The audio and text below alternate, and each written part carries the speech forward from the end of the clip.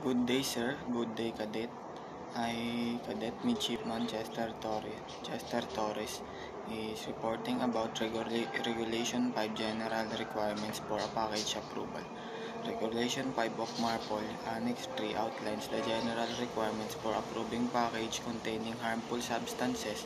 This regulation ensures that the packaging meets specific standards to prevent leakage or spillage during transports. Packaging must be tested and certified in accordance with international standards to ensure the safe carriage of hazardous materials.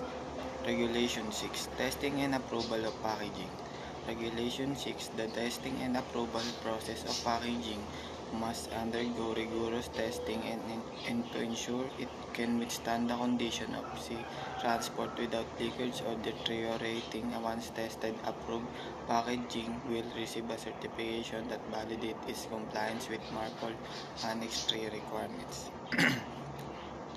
Regulation 7. Identification of harmful substances. Regulation 7 focuses on the clear identification of harmful substances. Packages must be marked with specific labels and symbols indicate the nature of the substance inside. This aids in the safe handling the emergency response in case of accidents or spillage. Regulation 8. Documentation.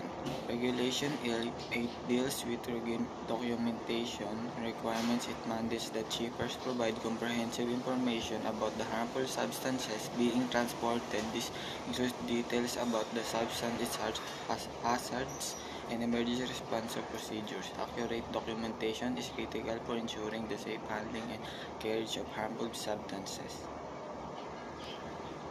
All in all, summary Regulation 5 to 8 MARPOL Annex 3 establish the framework for the safe transport of harmful substances by sea. Thank you, sir.